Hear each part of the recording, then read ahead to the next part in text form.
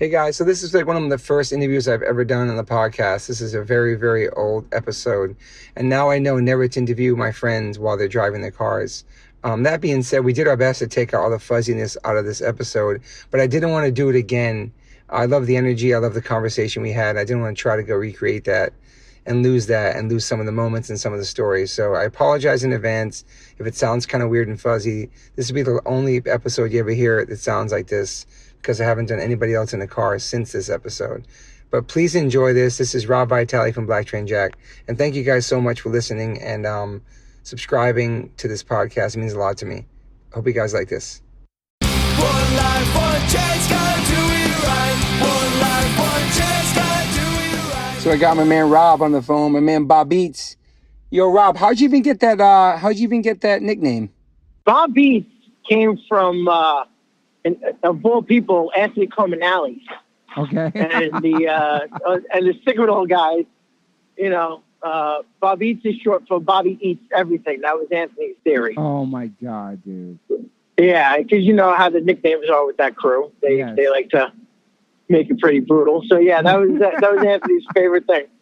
So yeah, Bobby Eats Everything. Now that you mentioned that, it's definitely got a lot to talk to you about. But that's an ongoing theme with the New York people that I've been saying, that when I moved there, I never had that tough love, that ball breaking where they find your weakest fucking point and then dig at you all day out of love, because the second somebody would fuck with you, they'd have you back for life. But it's a New York kind of like tough love, grow some thick skin type shit. And you just said that you got your ball breaking nickname from them, but they loved you. You know what I mean? Yeah, exactly. That's what it's about. They embrace you, but it's a brutal embracing. It's like a double-edged sword. Do you think that's a double-edged sword completely? Do you think that's just a New York thing, or is it like that probably everywhere? I feel like it's a New York thing. I think it's a New York thing, the viciousness of it, because they kind of look at you sideways, and then they realize, oh, you're joking. But their first instinct is like, what the fuck is this guy talking about? Like, why is he coming at me like that? Yeah. Whereas out here on the East Coast, in New York, I mean, that's it. You look to cut each other down. Yeah. And it's funny. I mean, it's funny. It's like you said, they target your weakest point, and they attack on it. They go after it. And I think it makes you maybe stronger in a sense, for sure. It's crazy because if you didn't get bullied in high school, you definitely get bullied in the hardcore scene, but with love. Yeah. Oh yeah, totally. Totally. I mean, I know most listeners won't know, but you would know. Squirm and Ducky. Look at those two. Yeah. Those two, it's like, I mean, those two almost kill each other on a regular. Squirm and Ducky work together. I know. And Squirm will be at his desk, and Ducky will look and go, "Hey, Squirm," and he'll pick his head up, and next thing you know, there's like thumbtacks flying at him. Oh my and he'll God. just start laughing that he threw thumbtacks at his friend's face. Still, that's how it is. Yeah, and still to this day, as They're grown crazy. Men too. Yeah, grown ass men with kids. Yeah, like 50 fucking years old. Yeah. So they do. So how did I meet you? What year did I meet you? Was I living in DC and I met you when you came down with somebody? Or I met you in New York. I met you through the Token Entry guys. I just started roadieing for them. Yeah. And you maybe had only like one or two tattoos at the time. Yeah. That's believable. Now you're just like one giant tattoo. Exactly. But back then you only had one tattoo. You had dreadlocks, and I didn't really know who you were, but you were like tight with all those guys, and I met you that way. I think I met you first at City Gardens, believe it or not. That makes sense. At Token Entry show at City Gardens. Yeah. And that had to be about, I'd say, 89. 89. And so how did you find this music, and because you're living in Long Island, I know you have a brother. I wasn't sure if your brother was into that type of music, but how did you find punk rock and hardcore yourself? Well, yeah, it was weird. My brother was a classic rock guy and hated anything that wasn't classic rock, like Frank Zappa and Jimi Hendrix. And I grew up, on Long Island where there was a lot of that stuff. And I remember as a kid watching Sha Na Na. Sha Na Na was a TV show that was like a doo-wop group. Yeah. And it was like a variety hour. And they had the Ramones on. And here's these guys in black leather jackets and just playing this fast fucking rock and roll. And I looked at my mom and said, I want to know about that. Who are these guys? Mm-hmm. My mom didn't know. She didn't know. Yeah. but I needed to know more. And then, I was a hip hop kid pretty much. I big hip hop, Don't Stop, Beat Street era. I mean, that was my whole thing. Yeah. And I listen to all sorts of music. I mean, I grew up listening to classical music, singing classical music and everything. So if I liked it, that was it. But the underground thing, through hip hop, I started learning about punk. Yeah. And then the punk kids at school, the punk rockers at school, and be like, that kid looks fucking dangerous. Like, he looks cool. Like, I want to know about that. Yeah. And that's really what it was. I was kind of like following them around. I went to the local record store that all the goth kids and funk kids hung out at. Yeah. And I walked in there, and they looked at me like, what the fuck are you doing here? And I was looking at them going, what the fuck am I doing in here? But, yeah. But I tell you, the first omen was that I knew I was hooked. Is the one kid had 7 seconds painted on the back of his leather jacket. Yeah. And I was like, what the hell is 7 seconds? And that was it, man. That was, I'd say that was like mid 80s, Yeah. And I didn't really know. And then I found out the band Ludacris from Long Island. Yeah. They were only the next town over. And one of the guys from my neighborhood played guitar, Joe Butcher. He played guitar in Ludacris. Oh, shit. So in talking to him and meeting people, yeah. I mean, we used to cruise around in his van. His van didn't even have seats. So we were like little skater kids. And we used to go cruising around, and he'd, hey, check this out. Or he'd make you a tape and be like, yeah, listen to these guys. Yeah. And another odd connection was my brother's friend. And again, my brother was a classic rock guy, but my brother's friend was a little more adventurous. Yeah. And he gave me a tape one day, and it was Suicidal Tendencies. And he was like, check this out. You'll really like this. I was like, okay. As soon as I played it, I was like, these guys are fucking awesome. Damn. So yeah, I had a couple of odd influences that I kept going after, Yeah. and it all stemmed from the hip hop scene. I mean, I would not have known about punk or underground music if it wasn't for hip hop and the underground scene there. Yeah. Yeah. It was back then it was connected. I mean, now you got mumble mouth trap music and no one's connected to anything. Yeah, but back then it was. But, because I feel like Public Enemy were pretty much punk rock, and they were from Long Island, right? And oh yeah, they were badass. They were badass Public Enemy. Like lyrically, everything. I remember you always saw when you started going to hardcore shows. You see people at hardcore shows or punk shows that you'd see it like a hip hop thing. Yeah. And it was just, and then it eventually became like that whole community. I mean, that's how Stevie's was too. Once you started hanging out there, you met people that weren't from your neighborhood, but they were from Jersey or they were from, Connecticut. And they came down for that show, and you became this odd family and friends. And it's like, hey, you going to this? Yeah, I'll go to that. Oh yeah, I heard about that. Yeah, all right. Yeah, I'll meet you there. So, it was a really cool thing that nobody else in school understood or knew about or wanted to know about. So that's what really made it cool. Yeah. So when you started going to shows in the city, how old were you? Like your first show out there? In the city, I mean, we had Sundance out on Long Island. That's right. Right Track In too. That was the place to go. But Right Track In, yep. But Stevie's and city shows, I'd say for me, they were like 16, 17 years old. Yeah. It would be like 86, 87. I was really branching out on my own, not going with anybody. Yeah. Like, fuck being on Long Island, because all my friends on Long Island were into drinking and doing drugs. I mean, it doesn't make you a bad person if that's what you're into. Yeah. But it just wasn't my path. Yeah. My brother was a heroin addict, so I was surrounded by that in my house. Yeah. And to see my friends start going down that same path, and I realized, hey, I don't feel better doing this or being around this. Yeah. And what's the point? Yeah. I have to look over my shoulder every time I'm out with someone or I'm doing something. So it didn't really register with me. Like, this is something I want to be a part of.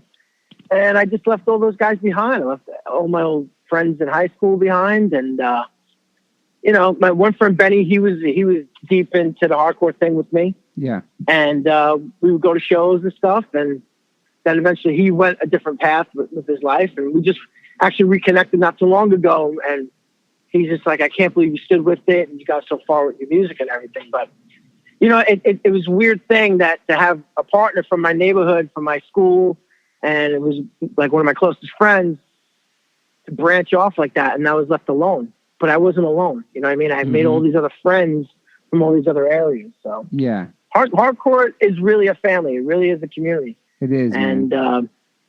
if you don't feel that in your scene, then I don't know what kind of scene it is then, because everybody's got to look out for each other. That's what it was. And it's crazy because we all came from different backgrounds, and you came from Long Island. You have an awesome family. Obviously, your mom and dad and your family back then. And my parents loved you. Yeah. My parents loved you. And there was super like always having people over to eat and all that stuff. And it was like a home away from home, because I was a transplant, obviously living in New York, and do a lot of transplants there. But regardless of our homelands, everybody came to the city or whatever to the shows, and it's crazy, like how impactful those times were and how they stick with you your entire life, you know? Oh, totally. And, those are some of the best times of my life.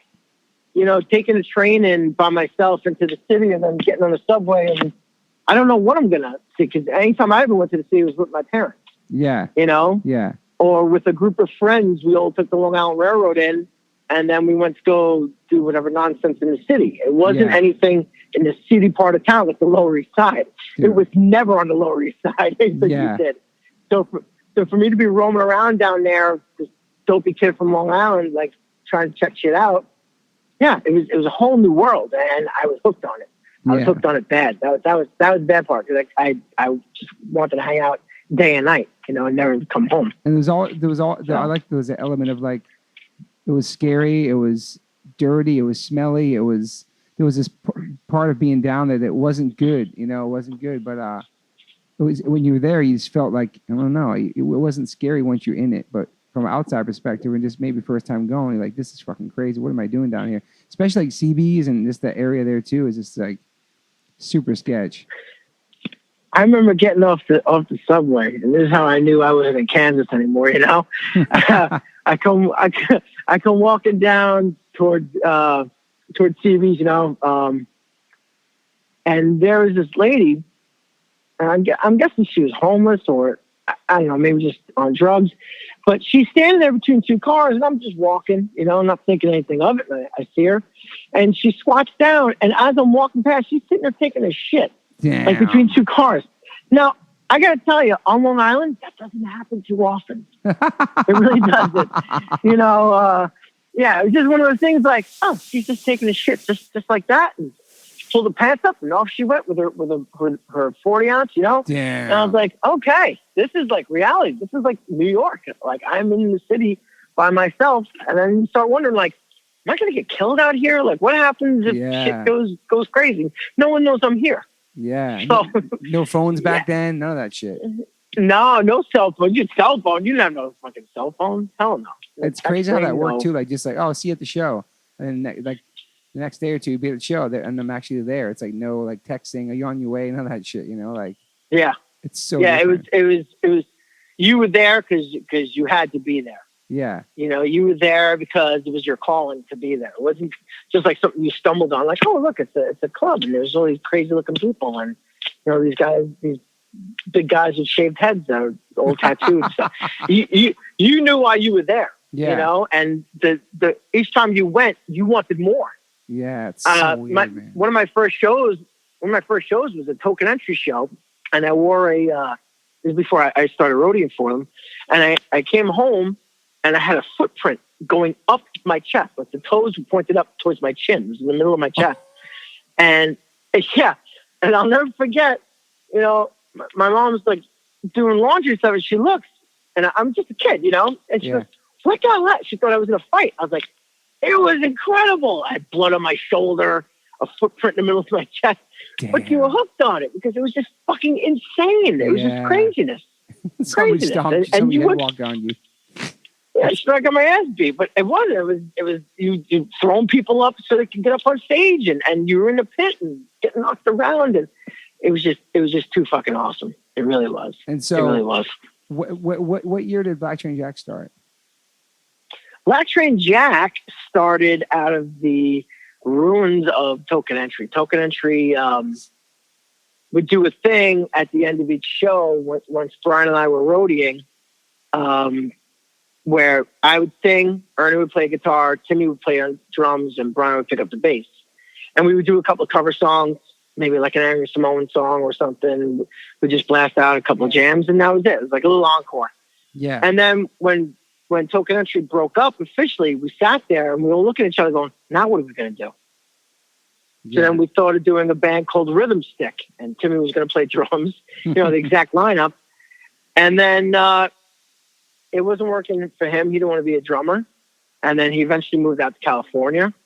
And Ernie knew of this guy from his neighborhood, Nick. Yeah. That was from Astoria. I know Astoria guy who knew Walter and all that whole crew. Yeah. So like basketball in the neighborhood. He wasn't even a hardcore guy. He just knew people from the hood. And ditto from Gutter Boy and all those guys. So it was an easy transition for Nick to come into the band.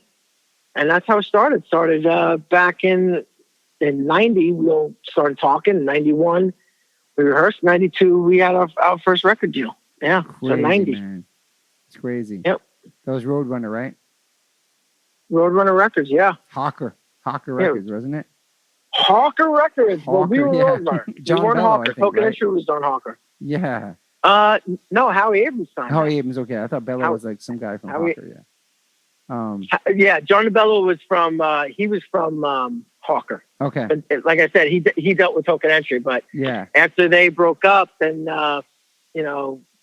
we were just doing random shows here and there, and Howie picked us up and signed us to Roadrunner. So for coming out that time, it was such a different time for New York, especially the sound of Black Train Jack was so melodic, and you know what I mean, like, and so upbeat. Obviously, there was hard parts and breakdowns and stuff, but like you guys coming out at that time was a breath of fresh air. I would like to say, like for your style of music, you know what I mean? Yeah, well, we all had different influences through skateboarding and just in general, different music. And like I said, I wasn't a screaming guy. I love screaming hardcore music, but I was a singer. I was a singer from being a little kid. So I really loved the melodic stuff and the California stuff and just anything that was melodic. I got into it as much as I got into the really hard, heavy shit. Yeah. And Ernie always had a good ear for stuff. He was a great writer. And we were able to connect the two when we needed to, keep it melodic and fast and punchy, but really throw down when we had to break it down, Yeah. So that was the philosophy. We listened to a lot of Henry Rollins at the time. So it was like a certain sound and a certain feel to the songs. And so many influences, and then again, being a positive bunch of people that we were, the influence from 7 Seconds, of course. Being a positive band. Yeah, the greatest. Yeah. Absolutely the greatest. I agree. And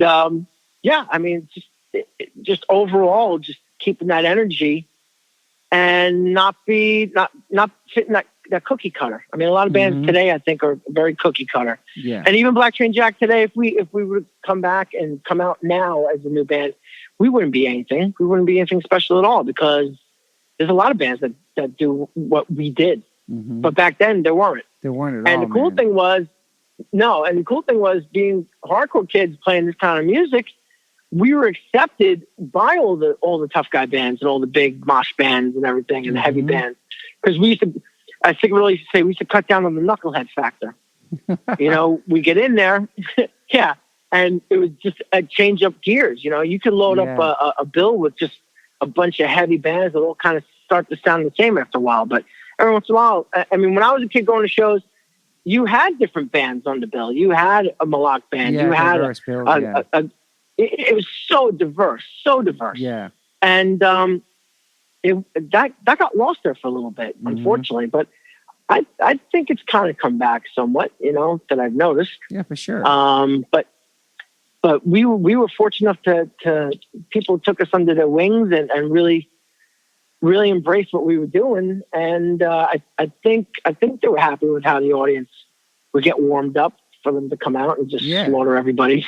Sure. Because that was my favorite thing. I do my thing on stage and I could sit, right after and just watch this other band just totally power jam everybody and just bash heads in the whole time. It was awesome. It's really cool. But I think also, like, because of the sound, and you guys are from New York too, like you said, you play with the harder bands and also melodic bands too. You guys would play with other bigger melodic bands that came through town. You guys did some tours with some different some, you know what I mean? Not just regular hardcore bands too, because you guys had that crossover as far as melodies are concerned. Oh, yeah. And the pop aspect, you know?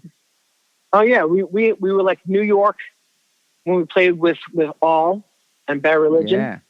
But then when you played with like a heavy band from New York, we were like a California band because we were melodic. Totally. So we kind of, you know what I'm saying? Yeah. So we kind of fit in there either way. You know? Yeah. So Yeah, it was amazing back then. Those two records you guys wrote were just perfectly classic records. I feel like they should be in the hardcore history, obviously, of the classics, you know, of discography of New York. You know what I mean? For that time and that period, I feel like you guys were ahead of the game with your sound in that time frame for New York, because everything was, you said, it was just super chugga, super tough, and yeah.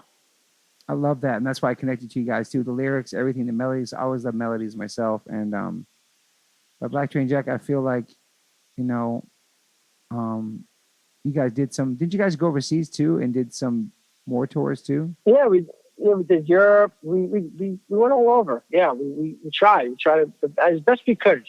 You know, I could stay out all year round, but some of the other guys weren't into that kind of touring schedule. But you know, I just loved being out there performing, seeing the people, and you know what my biggest thrill was, seeing words that you wrote being sung back at you. Yeah, dude. And yeah, and the effect that you have on people, where, you know, I remember being that kid in the crowd going, "Oh my God, there's this guy from that band," you know, and you're like almost intimidated. And that's the other thing about hardcore was the band was right there. They were accessible. They weren't like rock stars, and all of a sudden, hey, they appear on stage. Like, you were there, and they were standing next to you sometimes in the pit, or you know, whatever, and you could go up and talk to them. That was cool. And I always liked that as a fan.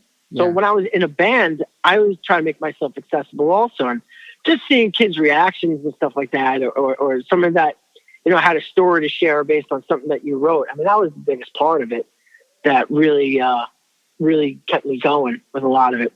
And I, like I said, I could stay on the road. I was a road dog, man. I love being on the road. I could stay out there constantly. Yeah. But, you know, you can't have everybody thinking the same way. I mean, it's in a perfect world, yeah, you could do that. But some guys get tired of it. Some guys didn't like being on the road, and you know, they just like playing shows locally sometimes. And locally is cool too. Yeah. But you know, it's just different cultures and just seeing how different people react.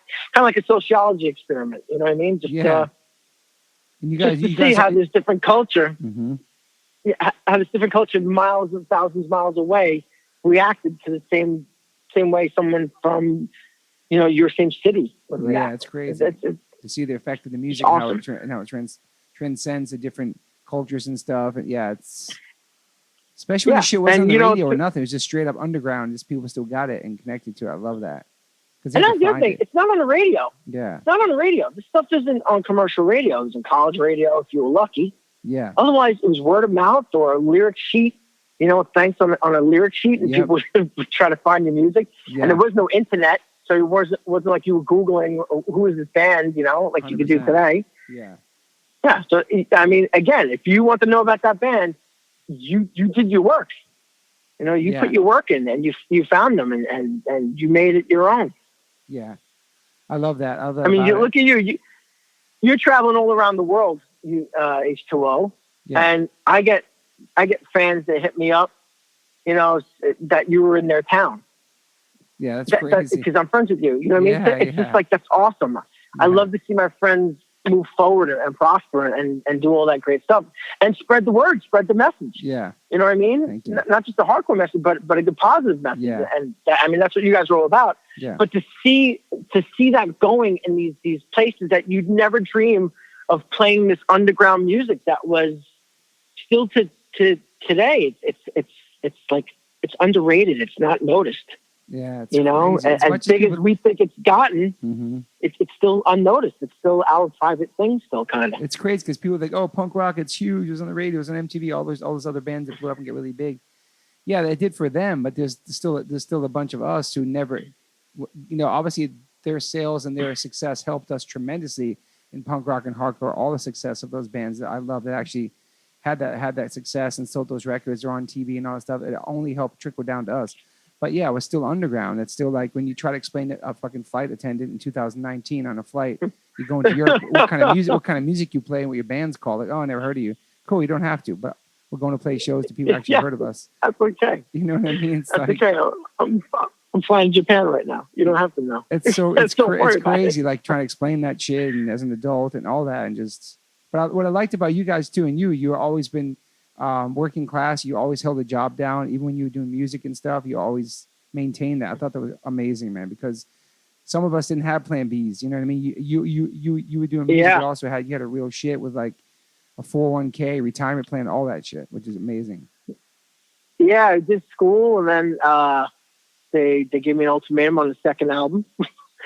So you either go tour full time, or so I was like, all right, so we'll go tour full time. So I pulled myself out of school. Wow. And then over time, just ended up getting a job and playing it that way. You know, you always have to have a plan B. Yeah. And I've always been envious of the people without a plan B. Yeah. Because I think that they've gone further than I ever would have. Mm-hmm. Well, not that I would have. I'm pretty sure if I was still doing it, I'd be doing pretty good. But they went full force and never looked back because there was nothing to look back at. Yeah. You know what I mean? Yeah. I'm at ground zero. Here's where we go. Whereas if you have a career or you have that education behind you, I have something I can fall back on. Yeah, when you 100%. have no safety net and nothing to fall back on, you're going to put your 1,010% into it. 100%. You know what I mean? And 100%. yeah, and that's it. That's how I've always done music since I was a kid was to give everything I had to it. Yeah. And, that's why I did have the education. I did, have a regular job, but at the same time, I give all that up to be out there and doing, like what you guys do and stuff like that, because it's the message. It's the message. It's the love of the music and the love of the performance. Yeah. That's always been my thing since I was a kid. Yeah. But, I played it safe at one point. I didn't want to, I got tired of taking the gamble. I got tired of different rejections when I did 9 Lives, and that was it. So I played it safe, and I got the career going and everything, and now I could do shows, and I can have my paycheck and my benefits too. Yeah, it's amazing. That's exactly what Anthony said too about playing it safe. Anthony Caminale, I just talked to him exactly what you said too. And he's happy for all of his friends and still doing it and all that. Yeah, it's exactly what you said, and I respect that for sure. It wasn't an easy choice, believe me. It's something I regret every day because I miss being out there with the people. Yeah, I miss the lifestyle, but at the same time, I'm older and I didn't have the momentum like everybody else continued on having. So I had to choose my plan B. I had to make my plan B work. Yeah, Yeah. So. And you still working? Not on music? My first choice. You working on music now still? Yeah. We got 9 Lives back together, awesome. And we have a bunch of new songs and stuff that we're going to start working on, and that's hopefully amazing. get some recording done soon. And yeah, we had Richie left, our drummer, so we had to replace him. Yeah. And Brian was away with work, working in another country, so that kind of made things a little tough to having to fill these voids and stuff. But there are new songs, and we're just working slowly on them, and hopefully going to get everything together. That's awesome. Soon. That's great, dear. Because I know you love it. Never quit. Yeah, I know you love it, and that's your passion, and you kill it when you perform, and it makes me happy because music makes you happy. You know what I mean? Like, and you have a great voice, and I don't know. Exactly what you said. Like, you definitely, you love this. You live this still. Still a straight edge kid. We're all big kids, even though we're adults with like either got mortgages to pay or children or regular shit happening too. It's like we're all big kids who still have this in us. It's funny. I look at people that are, I look at people that are our age, that are in, normal life, so to speak. Yeah. And they look at least 10 years older than the rest of us. Yeah. And why is that? Because we've stayed youthful. We've stayed, like kids in a way, with kids with grown up problems. That's what I like to say that we are, because we still have that spirit. Yeah. We still have that spirit, and I don't think that'll ever die. No. And I hope people will really embrace that risky side of life and take the chances that they want to take and enjoy each move that they make, whether it's good or bad, because it's a learning lesson. Yeah. And there are people that just played it safe their whole lives, and like I said, they look a lot older than we do. Some of them are younger than us. Yeah. It's like, wow, you're just like dead. Like you never lived, you never experienced anything, you never had any risk or danger. Or You never anything. left your town. You never went on an airplane. You never went to a different country. You never left your town. How do you not leave your town? It's ever? interesting, man. You know, no judgment. If they don't leave the town, that's good. But it's such a big world out there to see, and like to be able to do that, it's. I don't know. I feel like everybody 1,000%. would be different, open-minded people if they'd left their towns. You know. Hell yeah. It's just it's a tough thing for some people to do. Yeah. You know, and I have no regrets for anything I ever did. I would say I could die tomorrow and be fine and not have any regrets. That's awesome. And as far as doing music, I'll always do music. I have a broken hip right now. I'm waiting to get surgery. Oh, wow. And I'm still looking to play shows. Yeah, I can't run around. I can't jump. I can't do this, you know. Holy shit. But I'm in a lot of pain constantly. But I'll go out there tomorrow and do a show if I could. I love that about you. Just for the love of it. You always had that fire in you no matter what, with the highs and lows of your music career. You know what I mean? You always never stop making I love music. it, man. Yeah, and you always go to shows. You're always supportive of us and all your friends' bands. And I appreciate that for sure. Totally. I try to do the best I can. Sometimes I got to lay low because of how I'm feeling. But I'm always there for my friends. I'm always there to support somebody. You know, and that's the thing, because everybody's out there doing it. Yeah. It's not a regular career, a 9-to-5 job. Like, this is without the support of people that they know and the fans. What do they have? Yeah. You know, it's crazy, man. It's crazy. The cover bands. Yeah, it's crazy. That like bar bands and cover bands. Yeah. Bar bands and cover bands. I'm sorry, overstepping, but bar bands and cover bands. I never understood that, because you're going to play 3 hours of someone else's songs. Like, what do you get out of it? Okay, you're talented. You can play and learn someone else's songs, but what are you saying with your music? Mm-hmm. I mean, does every song have to have a message to it? No, but in our scene, yeah. Yeah.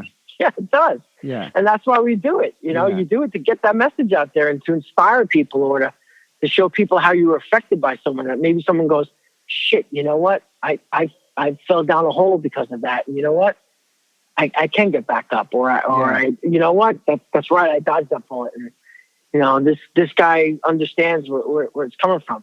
That's why I love doing it. You know, that in the performance aspect. I've always loved performing, but to get that word out there, man, and like you guys are doing it still, and I mean, look at Jimmy Gestapo. He just throws people out of the band and gets new people, and he's still out there churning it out. I mean, he's one of the greatest frontmen ever. He's one of the greatest frontman performer ever. Incredible. I watched him turn an arena show, that Misfits show in New Jersey. It was an arena show, and he wasn't even on that giant stage. He was down in the very front of the crowd and made this huge 19,000 people. I know, it's a little private show. Like, it was phenomenal. Make an intimate He setting. works it. He just he works it. Siv's another guy. You put Siv, microphone in hand, and just throw him out there, and he's going to crush it. Yeah, 100%. Just in his spiel between the songs alone. Yeah. You know, and that's the craft behind it, because you're speaking from the passion of it. Mm-hmm. You know, you do the same thing. You get out there, and kids buy into everything you say, because you're coming from the heart, and you're saying like really sincere shit that maybe they don't get that at home. Maybe they're looked at as goofs at home or in their school or whatever. Yeah. You know, and they hear someone that they can look up to, that's relating to them or talking to them and not down at them. Yeah. You know, and it's spreading some knowledge or some inspiration to them that they don't get from anywhere else. Yeah, I agree. And that's I think a lot of people just lose sight of that just know the of the show. No, you gotta realize all those people that come to see you, they're there for a reason. Yeah, the songs are good, but there's something that connects to them, and you're connecting with them. And it might be their first time. It might be the first time at a show, or first time seeing you. You never know. Yeah, exactly. Yeah. I was working. I lost my job in the school district. Something stupid I did. And I had to get a crappy job. I ended up working for the IRS. And I was there. And this girl used to wear an H2O shirt like every other day. At the IRS? And one day I caught her in the hallway. Yeah. And so one day I caught her in the hallway. I said, "Are you a big H2O fan?" And she goes, "Yeah." Like I had 10 men. I'm all tattooed. You know, I wore shorts and t-shirt. I look like a skater kid and everything. Yeah. And I'm talking about the shirt you wear. Like, obviously, I know who they are. You know, I've heard of them. And I said, "Oh, they're really good, huh?" And she's like, "Yeah." Like, okay, you don't get it. Like, you're part of a community. I don't know how she knows of you, because just her whole approach was like, yeah, and like, okay, well, I like you missed it, I guess. I guess you're just into a couple of songs, maybe. You're not really into the whole scene, and maybe it's just the one band you're into. I don't know. Yeah, so every time I try to talk to her, about, the hardcore or any other band, she's just like, why are you talking to me? I'm like, all right, never mind. I'm only talking about hardcore bands, so it's just weird in this atmosphere to find somebody who's like-minded, For sure. Some of the same stuff you would, If you want to talk Dave Matthews, I'll talk Dave Matthews. I don't like Dave Matthews. I know hardcore music. That's crazy. Somebody with H2O shirt works at the IRS, so I hope they listen. They can. Oh yeah. If they're still, they give us a tax break next year. Oh yeah. Yeah. Hey, Mama, Rob was saying when we worked at the IRS, there was a girl that wore H2O shirt all the time. It works at the IRS. Moon's walked in. I couldn't wait to get out of that job. I'm sure, man. How many years were you there for the IRS? I was there for a year. Oh, wow. I was there for a year. And then I got hired back in my old job again. Wow. Thank God. Yeah, I was there for a year. I mean, you want to talk about uninspiring and just everything sucked. I can't imagine with the IRS. It seems like they're robots when they talk to you on the phone in the first place. Robots, dude. That's all. And you have to speak like a robot. That's another thing they train you. So I used to always get in trouble because I can't do that too well. I don't. Not that I don't follow rules, but yeah. I can't do that. I was too personable. And they say, you were doing good until this point. And they review your call. Damn. I don't know if you know that. They tape everything that you do, and they put cameras on you. So they would do these weekly reviews, and they'd say, well, you had a call on this date. Tell me what you did wrong here. And you go through the procedures, and they go, here, you did good until you said this. Holy and you're just shit. like, yeah, you have a good day. It was too human. Hey, man, you have a good day. I'm glad I can help you. Yeah. You can't say things like that. It's fucking You crazy, can't say things like that. Like, seriously? You can't be as human as someone? Fuck Wow. you. Fuck this place. Yeah, dead zombies walking around. Fuck that place. That's crazy. But, yeah, so I'm back where I can be creative again and use my mind. That's awesome. And you've been the same that job for a long time. That's union, right? Yeah, I've been there. Well, I've been in that industry for 22 years, believe it or not. And I've been at the school district now for like 6 years. Awesome. I've been there. It's amazing, man. Yeah, it's fucking, good time. Yeah, it's awesome. Are you in Long Island still now, or are you in the city? No, I'm back on Long Island. Nice. After my dad passed, I moved back out there to help Mom. Nice. Keep an eye on her and stuff like that. And, Yeah. I mean, I got a busted hip and I'm falling apart, so there's not really too much I could do. But yeah, it's just the fact that I'm there and I can support her. And yeah, it's great. Man. It's awesome. She needs You've always somebody had a to tight talk to. family. You have a tight Italian family, man. It's always been like that for you. I love that. I admired that. Actually. Yeah. You know, that was one of the things when my dad passed, to see how many people from the hardcore scene showed up at the wake. Wow. You know? Yeah, just out of respect. It was just like, my parents went to all my shows in New York. Yeah, I remember that. Yeah. And they never looked down at my friends. They never passed judgment. Yeah. They never said, look at these idiots, and they were never like that. My parents were very supportive of what I did, the music scene. And even my dad, he was in the Army Reserves, and he had to go to Panama, and they found a punk show down there at one of the bars. So after hours, they went down to the show. My dad was talking to a kid wearing a Bad Red shirt. He used to always tell me the story. And the kid was looking at him going, like, how do you know who the Bad Reds are? You're Americans. You're an old American from the military. Like, how do you know? It was my son knows the Bad Reds. And oh, yeah, I know all those bands and stuff. And the guys my dad was with were like, who are these people you're talking about? Like, what? It's like, oh, my kid, you'd be amazed. These kids, they look crazy, but they're really good kids. A lot of them don't even do drugs, and that's really good. They just got to find a home, the right place for them, and they flock here to this music scene. I'm telling you, I learned a lot from my dad, who's like uber old school Italian ginzo, super conservative guy, to embrace a lot of the people that I walked through that front door. And my mom's the same way. Love that. Yeah, they were cool, and they still, my mom would go right down to the pit if there was a show going on. So she could see right down in front. Oh, she was crazy. She was crazy. That's amazing. She goes, why? I'm trying to see. I gotta see the show. And she was like, Mrs. Vitale, you can't be there. And you're like, nah, leave it alone. I'm okay. Oh yeah, they were crazy, man. They were all about it. But they supported my friends. They supported what we were doing because she knew we weren't doing anything fucking wrong. Yeah. You know, that we were doing the right thing. And I think they were just happy that I found my niche. And I was surrounded by like-minded people that were, you know, into doing good things. Creative shit. Yeah, man. And That's awesome. Yeah. And like I said, when my dad passed, just to see people that showed up or sent letters or flowers and stuff, it was completely mind-blowing because to realize that person made an impact on people in the hardcore scene that meet thousands of people all the time. Yeah, you know? man. So that was tremendous for me.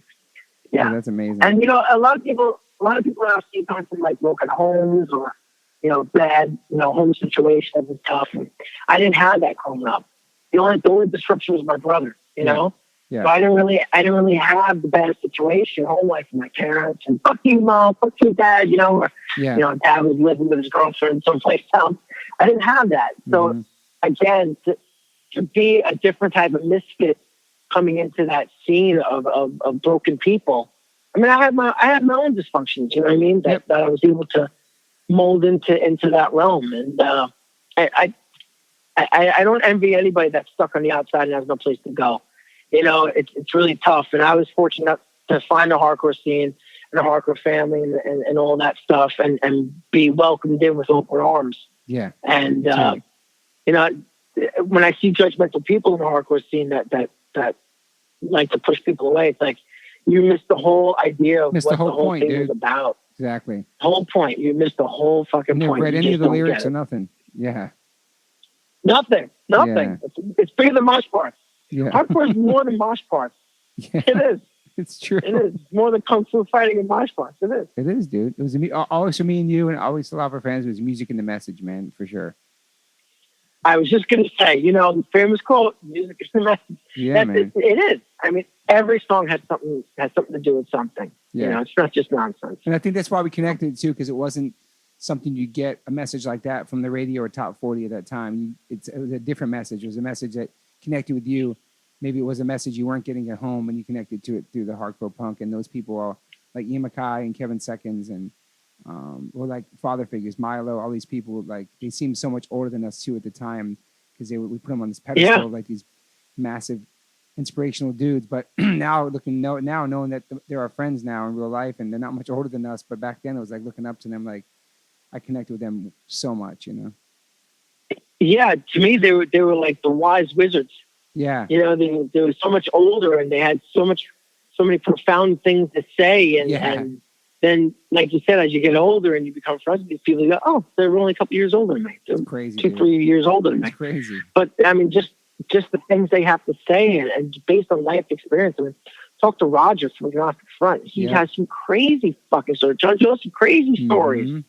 You know, some crazy stories. All these guys you're friends with, and you get on the inside and you get to hear these things. You go, how the fuck did you survive that? Yes. Or you go, now I know why you are the way you are. Exactly. You know? It all makes sense now. And yeah, it all makes sense. And then you have like not trap music and stuff, but you have these other guys. It's just style and profiling. They don't really have much substance. They have nothing to say. Of course. And it's all just flash. You know what I mean?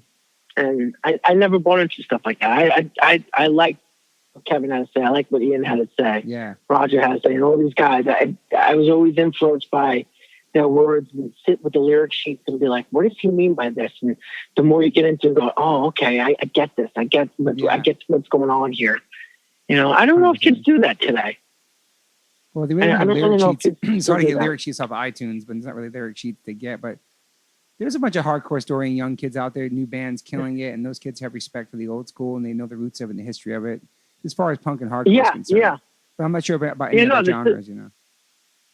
There still are a few really new bands out there that surprise you. Yeah. You know, and you go, wow, these guys are on fire. Like they believe what they're saying. And they get it. Yeah. You know, they're not just saying words and, you know, looking tough for, Yeah. you know, here comes Big Mosh part again, you know, like they actually have something to say. They're on fire, man. Love that There's shit. still some spirit out there. Yeah. Spirit Sure. of youth is still alive, man. Totally. Always will be. Well, thank you for being on the podcast. Thank you for everything you contributed to music and inspirations in my life, and those early times meeting you and hanging out, all that stuff with our token entry necklaces, our Black Train Jack necklaces, all that, man. All those memories are important to me. And, you know, I came to New York as a transplant, met all you guys, and was part of the family after that. And so it's awesome. We're all around still, and we're doing our shit, and we're all still connected, you know? Well, thank you. It was my pleasure being on this. It was my honor to be asked to be on this. And I got to tell you, the same words back to you. I mean, I've known you forever. We've had our ups and downs like anybody else. That's what family does. But Yeah. I got to tell you, man, you just keep reaching for it. You just keep striving and just keep reaching for it. I don't think you'll ever be stopped. And I hope that you never get stopped. Thank you. All man. right? Thank you, brother. Great talking to you, Rob. All right, Thank brother. you, man. I'll talk to you soon. You be good. You too, brother. All right. Bye. Bye-bye. Hey guys, thanks for listening. Please rate, review, subscribe. If you haven't subscribed yet to this podcast, please do that. And whatever platform you are listening to this on, I'm glad you found me. You can rate me and review me on there also. So thank you guys sincerely for the support. I cannot wait for you guys to do the next one.